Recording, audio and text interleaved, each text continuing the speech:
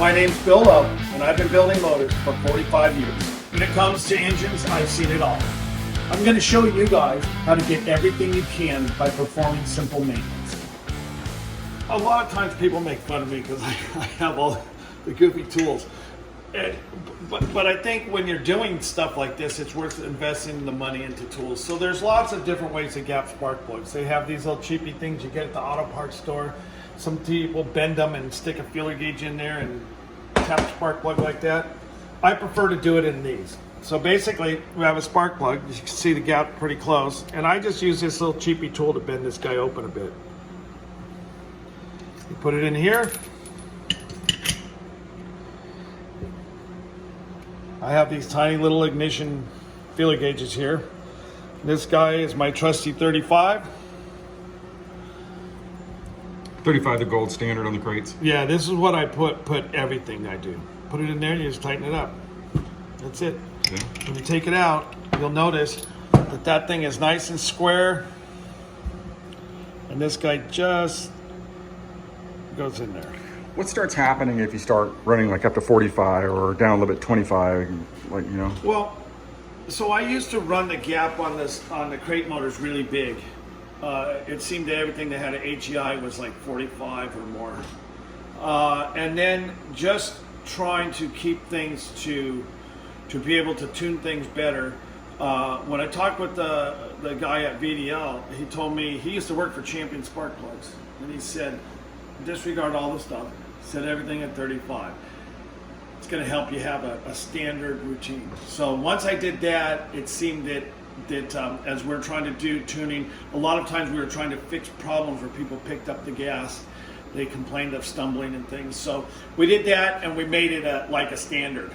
We'll talk a little later on ignition timing, and there's another thing about that we'll get into about how to set the timing right and about locking it out so that it's more stable when you pick up the gas. If this spark plug is going in an aluminum head, I take and I put a little bit of anti-seize on here. And this stuff will end up on your face and everything, and you just put it on there because you don't want this to gall up in the threads on an aluminum head. You don't need to worry about it on an iron head. The other thing that I suggest to people that they do is that if you buy a little tube of this dielectric grease, it's going to last forever. You get a little bit of this stuff. I just put it in my fingers. Once this thing's screwed in, you wipe it all over here. It helps keep the contact, especially on the dirt cars, helps keep the moisture out of here. If they have a problem and they reach in there and they pull it off and they realize that they need to be on the track in 10 minutes and they just pulled the terminal end off the spark plug, off the wire. So I put it on there, it helps them release.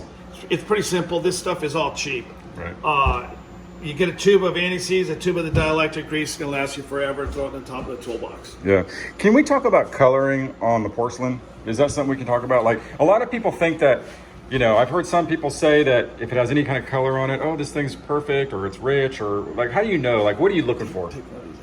We can think and we could look for a color and we could look for this and we can look for that. And then we can come in here and put it on this machine and we could change it, look at the O2 sensors and determine this is what's right, this is where the power is, and the spark plug might look a little different. So if someone comes to me with a spark plug and says, what do you think? The first thing I look for is along that porcelain, on the tip of that thing, is there any little balls of aluminum? Because that's hot, right? That's when it's starting to detonate the thing and it's hurting the motor, and you gotta get away from that. So we've been running this motor a whole bunch on the dyno, and the unleaded gas makes different color on the plug, but if you look at it, there's what this plug looked like. But it comes down to an idle. It sits here idling for me trying to cool the motor back down. So if we just did a pull and shut it off, it'd be a little bit cleaner. You basically want to have like 3 threads of heat coming down. I run in everything I can. I run a projected tip spark plug. Okay. And when we run, unfortunately, in the asphalt stuff, we have to run a gas. It's the 110 gas. So it's leaded. It looks pretty clean. The spark plug literally comes out and they're snow white. Yeah.